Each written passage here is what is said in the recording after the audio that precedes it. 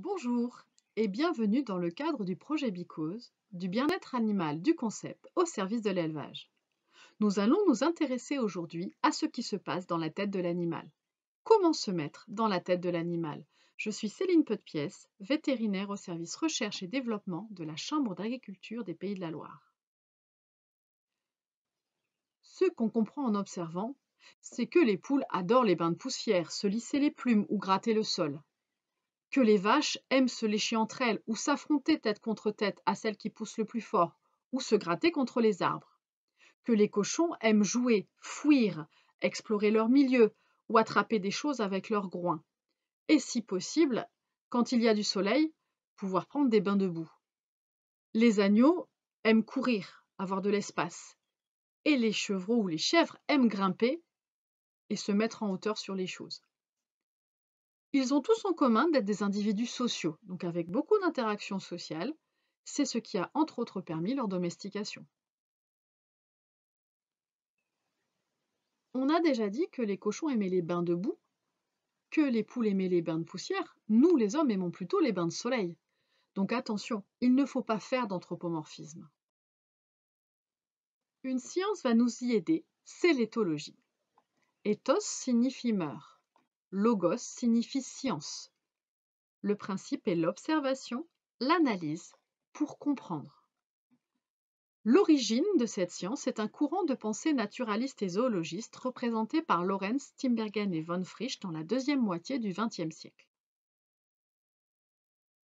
Le principe, c'est le choix d'abord d'un comportement étudié dans une espèce, qu'on va étudier sous 4 axes: la cause, la fonction, le développement en cours de la vie et l'évolution phylogénétique dans l'arbre des espèces. Prenons un exemple. Pourquoi la poule pond des œufs? La cause, c'est le besoin de reproduction de l'animal. La fonction, c'est transmettre les gènes à la génération suivante. Le développement en cours de la vie, c'est que pour que l'animal puisse exprimer ce comportement, il faut que son système reproducteur soit mature. Donc il faut attendre la puberté. Et il y a souvent un contexte de lumière ou de saison qui peut influer. Enfin, l'évolution phylogénétique, on est dans la branche des oiseaux, ceux qui sont capables de pondre des œufs. L'éthologie travaille et tout l'ensemble de la recherche sur les animaux a beaucoup avancé et a montré beaucoup de choses. D'abord que l'animal est un être sensible et conscient. Sensible, il a une vraie sensibilité sensorielle, c'est-à-dire qu'il voit, qu'il entend, qu'il perçoit son environnement. Comment fonctionne sa conscience des choses? On a un stimulus qui entraîne une intégration par son système nerveux central, donc son cerveau, qui induit une réponse, par des effecteurs par exemple. Un exemple simple, si le cochon entend le bruit de la machine à soupe, il va intégrer que l'alimentation vient bientôt arriver et il va se précipiter vers l'auge.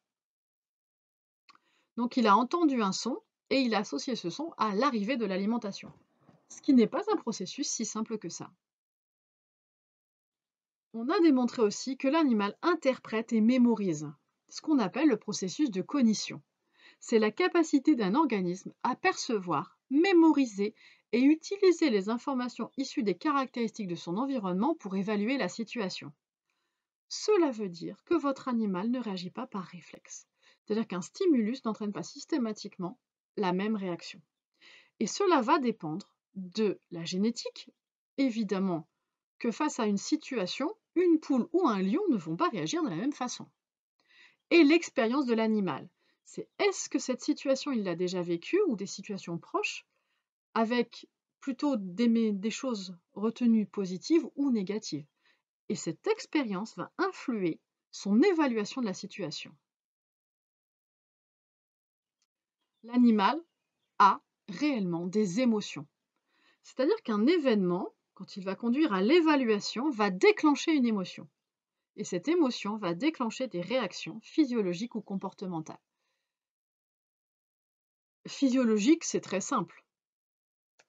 On peut avoir des pics d'adrénaline, donc c'est une réaction hormonale. On peut avoir une augmentation de la fréquence cardiaque ou un ralentissement. Quand un humain, par exemple, caresse un chat, il a un ralentissement de sa fréquence cardiaque. Respiratoire, pareil, ralentissement ou accélération. Ou alors comportemental, c'est-à-dire que suite à une émotion, on peut courir dans un sens ou dans un autre, soit fuir, soit approcher. Tout ça, c'est lié à l'émotion. On définit l'émotion comme une réaction affective intense et fugace en réponse à un événement.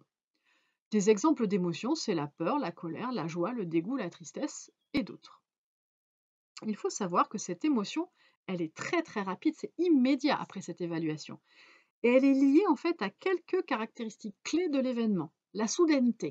Par exemple, si c'est très rapide d'un coup, ça a plutôt tendance à faire peur.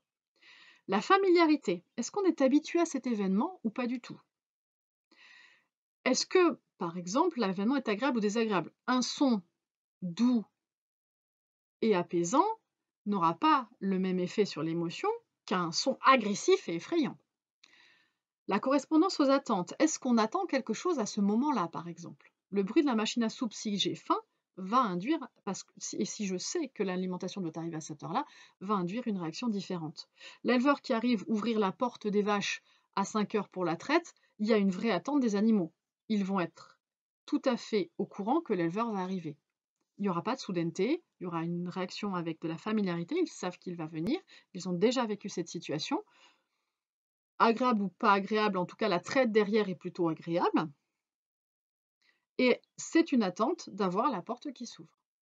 Possibilité d'anticipation ou de contrôle. C'est une des raisons, par exemple, qui va faire la différence entre la colère ou la peur. Si l'animal perçoit la situation qui n'est pas agréable, qui est trop soudaine, qui n'est pas familière, et qu'il estime qu'il ne peut pas faire grand-chose, il va plutôt ressentir de la peur. Si par contre, il va penser qu'il peut avoir du contrôle sur la situation, ben là, c'est plutôt de la colère, et là, c'est plutôt un phénomène d'attaque qui peut se produire. Donc on aura des évaluations différentes sur cette capacité de contrôle ou d'anticipation. Et enfin, le contexte social. Dans quelle situation il est à ce moment-là? Un exemple, quand vous êtes en train de faire un vaccin à un chien, si vous êtes en train de le caresser et que vous faites la piqûre au milieu, l'évaluation même de l'événement piqûre ne sera pas du tout la même que si vous êtes en train de le tenir sur la table en l'écrasant par terre pour être sûr qu'il ne bouge pas. Donc on aura une évaluation et une émotion de l'animal qui n'aura rien à voir.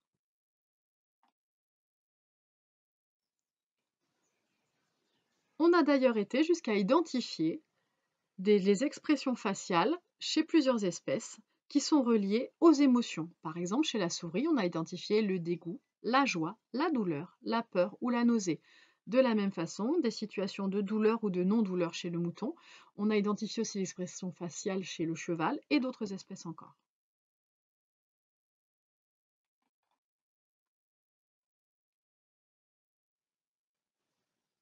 La science a démontré aussi que l'animal établit de vraies relations avec ses congénères ou avec l'humain. Ce qu'on appelle une relation, c'est une succession d'interactions. Et la relation se construit.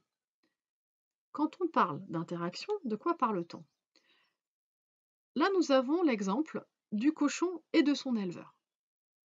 L'animal va voir l'éleveur et il va réagir à cette vision de l'éleveur. Il va faire des vocalises, le regarder, le sentir, voire aller le toucher, rentrer en contact avec lui. Et ça représente un stimulus, un événement pour l'éleveur, qui va lui aussi l'intégrer, l'évaluer et y réagir, soit en parlant au cochon, soit en le caressant, en le regardant ou en le grattant. Et de nouveau, cette réaction de l'éleveur devient un événement de stimulation pour le cochon, et ainsi de suite. Donc on a tout un tas d'interactions animales, humains, qui vont construire une vraie relation. Et ces relations vont s'inclure dans un contexte. Ce qu'il faut retenir, c'est que l'interaction d'aujourd'hui va influencer la relation de demain.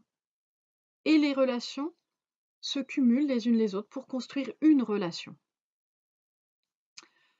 Donc on va avoir des contacts qui sont positifs, celui qu'on vient de voir entre le cochon et son éleveur, de caresses, de grattage, et parfois dans les situations d'élevage, quelques contacts qui peuvent être négatifs.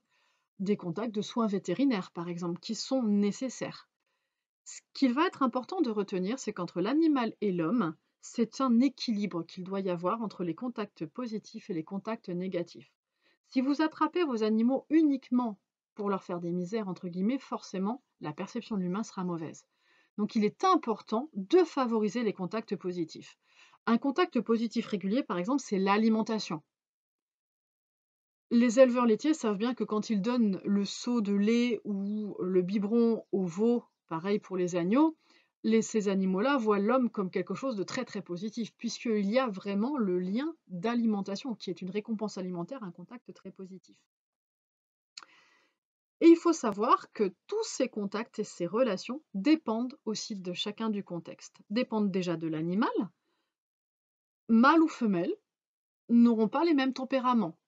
Le tempérament de l'animal, certains sont plus peureux que d'autres, va dépendre de l'environnement social dans lequel l'animal a évolué. Est-ce qu'il a été rapidement mis avec des congénères? Il sera souvent moins effrayé que s'il a été élevé tout seul.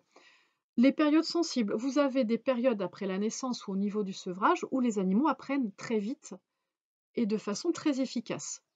Le système d'élevage. Par exemple, on parlait tout à l'heure du lien d'alimentation, mais quand il disparaît parce que c'est distribué par une machine, ça va induire une situation un peu différente.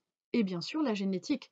On peut sélectionner des animaux qui sont plus simplement adaptés et qui auront vite moins peur. De l'autre côté de la relation, vous avez l'homme. Il va avoir ses propres représentations du métier. Il va avoir une position différente. Il va se représenter l'animal aussi. Vous imaginez bien qu'un animal de compagnie, la représentation n'est pas la même qu'avec un animal de travail ou avec un animal d'élevage. Il va y avoir sa propre psychologie, l'état dans lequel il est. Est-ce qu'il est fatigué? Est-ce qu'il est en pleine forme et que tout va bien? Il y a l'organisation de son propre travail. Combien d'heures et de temps disponible a-t-il dans la journée? Et ses habitudes. Est-ce qu'il a inclus déjà dans ses habitudes les comportements positifs à établir et ce temps dédié à ce moment-là? Évidemment, pour votre animal, il y aura les interactions avec l'homme, mais il y a aussi les relations avec ses congénères, de la même façon. Il faut savoir, on a dit tout à l'heure, que l'interaction d'aujourd'hui va influer la relation de demain. Et il y a ce qu'on appelle le phénomène de biais cognitif.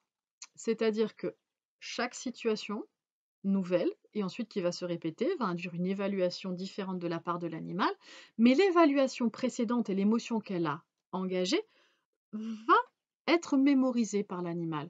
C'est-à-dire que si le petit cochon il a à manger, il va retenir que c'est très agréable de manger, et ainsi de suite. C'est quelque chose qui est vraiment retenu et mémorisé. C'est-à-dire que la fois suivante, le bruit de la machine à soupe ne va plus être évalué de façon neutre, mais il va être associé à l'émotion positive de manger. C'est ce qu'on appelle un biais cognitif. Mais attention, les biais cognitifs peuvent aussi fonctionner dans le mauvais sens. C'est-à-dire que si votre animal a évalué une situation et que l'émotion qui a suivi a été négative, la fois d'après, quand il va de nouveau être face à cette situation, il va plutôt tendance à être un peu prudent. Et on va identifier comme cela des animaux plutôt pessimistes ou optimistes en fonction des expériences qu'ils ont vécues précédemment.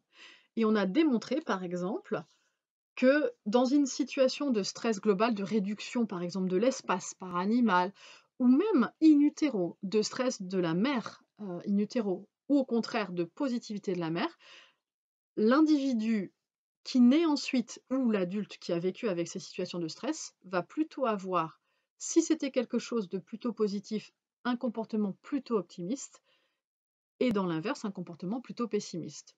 Un exemple pour illustrer ce propos, on a appris à des moutons, par exemple, que à gauche, c'était de l'alimentation, c'était très bien d'aller à gauche. Quand le seau était à gauche, il avait de l'alimentation et c'était quelque chose de très positif. Mais par contre, quand le seau était à droite, il valait mieux ne pas y aller. Ils ont appris ce phénomène-là et quel que soit ce qui soit passé dans leur vie avant, ils l'apprennent de la même façon. Donc à gauche, c'est bien, à droite, c'est pas bien. Et ce qui est intéressant, c'est quand on met le seau, ni à gauche ni à droite, mais une situation ambiguë. On le met au milieu. Et vous aurez des animaux optimistes qui vont plutôt avoir tendance à aller voir ce qui se passe, en se disant ça vaut le coup d'aller voir s'il y a de l'alimentation, et d'autres qui vont plutôt être pessimistes et prendre vraiment du temps, voire ne pas du tout aller voir, parce que ça peut être trop dangereux. Donc c'est une vision un peu différente des choses, et on a vu que le contexte dans lequel ils vivaient et notamment un certain nombre aussi de biais cognitifs qu'il pouvait avoir vécu, pouvaient influer cette situation.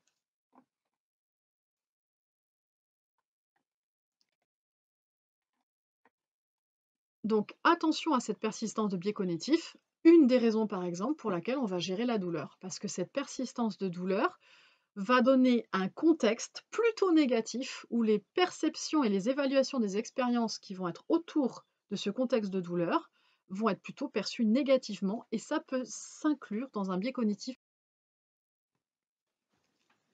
Alors l'objectif de tout ce qu'on vient de se dire et de toute cette recherche, c'est d'être concret. On peut prendre l'exemple de la construction d'une bonne relation homme-animal, qui a vraiment un objectif de bénéfice mutuel, non seulement le bien-être de l'animal, mais aussi le plaisir de l'éleveur, parce que travailler dans ces conditions-là, c'est agréable, et puis sa sécurité au travail, voire l'efficacité de son travail, puisque si les animaux ont moins peur, ils risquent de moins s'enfuir, d'être conduits plus facilement et manipulés beaucoup plus facilement. On a vu tout à l'heure que la gestion de la douleur est importante puisqu'elle crée un contexte négatif qui pourrait être associé à l'humain, par exemple, et induire des biais cognitifs un peu négatifs pendant longtemps derrière. Donc, on va faire attention au choix du matériel, à travailler sur l'anesthésie et l'analgésie, donc gérer cette douleur. On va pouvoir, grâce à ces connaissances nouvelles, adapter encore mieux l'environnement. On va mettre des matériaux manipulables chez les cochons, on remet de la paille pour qu'ils puissent fuir. On va aussi mettre des jouets dans les cases des jeunes bovins, voire les mettre ensemble plus rapidement que ce qu'on avait l'habitude de faire, qui était au départ pour des raisons sanitaires. On voulait être sûr qu'ils ne soient pas malades, donc on ne les mettait pas ensemble. Et aujourd'hui, au contraire, on va les mettre un peu plus rapidement ensemble pour les aider à améliorer leur comportement social.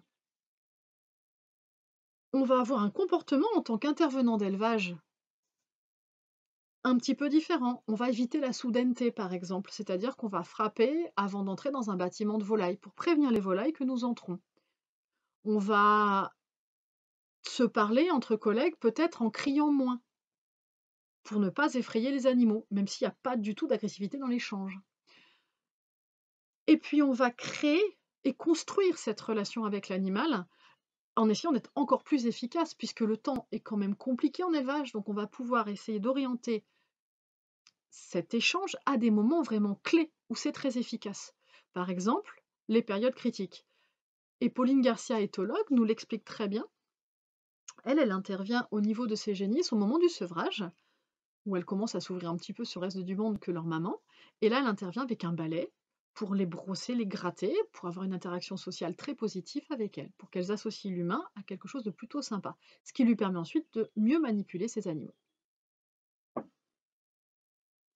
Donc ça a un côté, toute cette recherche très concret, d'amélioration tout simplement de l'élevage, des méthodes d'élevage que nous pouvons avoir, comme il y a eu des améliorations sanitaires au cours des années, des améliorations sur l'environnement, des améliorations zootechniques. Donc on est sur une évolution de la méthode d'élevage vers un bien-être. Voilà, je vous remercie d'avoir passé ce temps avec moi sur comment se mettre dans la tête de l'animal. Je vous rappelle que cette vidéo fait partie d'une série de 6 sur la définition, les questions techniques et les enjeux du bien-être animal qui ont été développées par Marie-Lise Le Guénic, Yannick Ramonet et moi-même dans le cadre du projet Bicause. Nous remercions d'ailleurs chaleureusement notre financeur, le ministère de l'Agriculture et de l'Alimentation, dans le cadre du appel à projet Réflexe Casdar. À bientôt!